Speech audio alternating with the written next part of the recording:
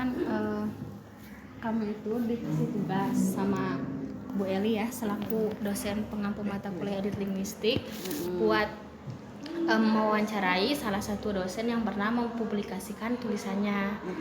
Nah, terus alasan kami memilih ibu itu kan aku tuh pernah lihat ibu itu mempublikasi bukunya tentang Gajah Mada. Nah, jadi aku milih ibu. Terus sampai beli ibu bukunya. Terus gimana? Ibu izin merekam ya, Bu? Boleh, Mang. Ya, mungkin langsung saja ibu ya. So, gimana? Kurang lebih ada 6 pertanyaan. Bola banyak seperti UAS. Kali ini dulu. saya yang harus UAS ya. Boleh dari Zara dulu deh. Zara, ibu. Cara gimana? Misalnya menurut Ibu, bagaimana sih cara seorang penulis menyeimbangkan idealisme pribadi secara selera pembacanya gitu? Oke. Politik yang ini, maka saya usung dengan Gajah Mada Sistem Politik dan Kepemimpinan. Jadi langsung benar-benar diresepsi oleh para anggota dewannya kayak gitu, atau para pimpinan daerah masuk ke ranah politik memang waktu itu yang saya kejarnya. Nah, itu pengalaman yang itu ya. Kemudian ada juga pengalaman yang lain, misalkan di tahun 2015 kalau nggak salah saya menulis buku Inggris di Tembok Kamarku, dan keduanya itu berburu beasiswa. Karena waktu itu kan berdasarkan sejarah, berdasarkan pengalaman saya, kemudian melihat pasar ke ranah, kan saya ini ya, kalau mau nulis itu saya lihat dulu ini pasar yang akan dikejarnya siapa, segmennya, kalau istilahnya segmen apa, segmen remaja kah, segmen dewasa kah, segmen pembaca umum kah. Nah, saat itu saya sedang menyoroti segmen remaja SMA S1 yang sedang senang-senangnya mereka mencari beasiswa untuk studi lanjut. Kemudian mereka yang sedang senang-senangnya nyari gimana tuh how to-nya cari scholarship ke luar negeri. Maka saya coba tulis dalam dua buku ya. Satu genre masih satu jenis sih, itu buku how to gitu ya, bagaimana kita mencari scholarship. Jadi yang satu bercerita tentang yang Inggris dan Muhammad itu bercerita tentang para penerima beasiswa dari berbagai benua, pengalaman mereka selama mendapatkan beasiswa. Jadi tokoh-tokohnya memang banyak, dan tokoh-tokohnya diangkat langsung dari orang-orang yang berpengalaman. Jadi saya korespondensi dengan teman-teman yang ada di luar negeri yang mereka sedang studi. Kemudian mereka suruh cerita gimana pengalaman mereka sebagai para penerima beasiswa. Nah, pengalaman itu saya tulis dan saya bukukan dalam bentuk Inggris Tembok Kamarku. Itu di launchingnya diterbitkan oleh penerbit Tiga Serangkai.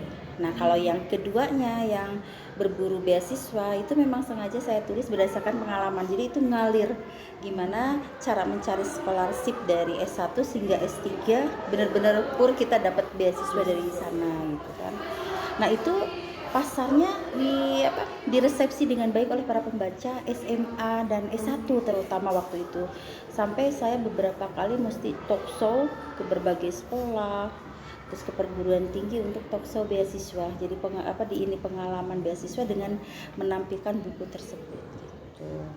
Nah, kesininya saya sering menulis juga akhirnya buku, karena udah nggak terjun di lapangan ya, jujur aja nggak terjun lagi di lapangan, saya lebih banyak bergelut di kampus seperti ini. Akhirnya ya nulisnya jadi ala kadarnya, nulis buku referensi yang berdasarkan buku kayak buku cipta kreatif, karya sastra, model pembelajaran PJBL, PBL, problem based learning dalam teks puisi. Jadi itu lebih cenderung ke ini, dan memang rada kaku. Dan pasarnya juga saya nggak berpikir luas banget, nggak, hanya berpikir gimana perkuliahan di kelas bisa saya bentukkan dalam sebuah buku dan nanti bisa dikonsumsi oleh pembaca dalam tanda kutip lokal IKIP Siliwangi. Jadi bukan untuk dijual benar-benar, yang pada akhirnya kalau yang itu penerbitan saya gunakan penerbitan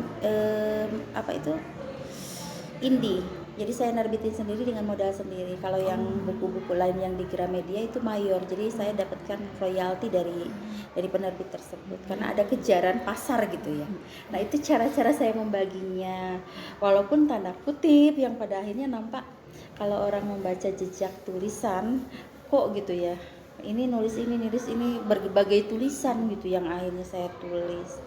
Tadinya hanya ngejar-ngejar itu, ngejar-ngejar pembaca ya, ngejar-ngejar pembaca. Ini mau gimana gitu ya.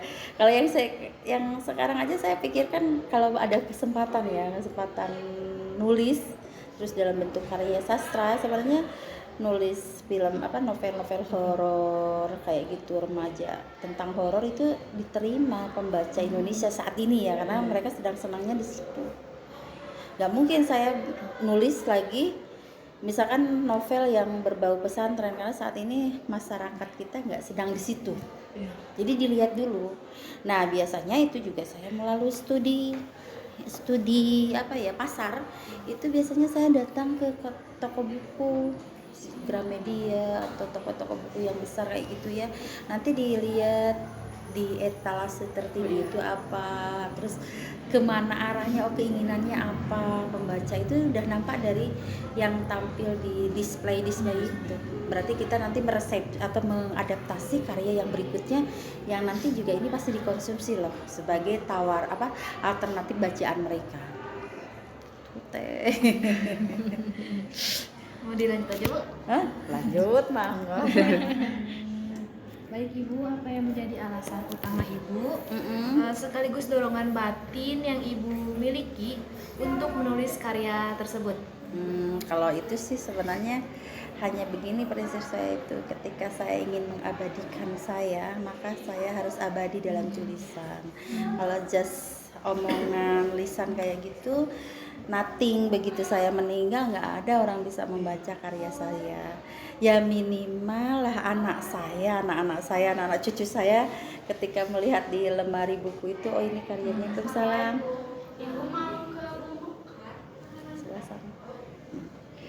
Saya hanya bisanya ya udahlah ini gitu, ditulis dibaca nanti sama anak-anak cucu saya gitu, ini ada loh si bunda nulis gitu, paling gitu aja sih sebenarnya.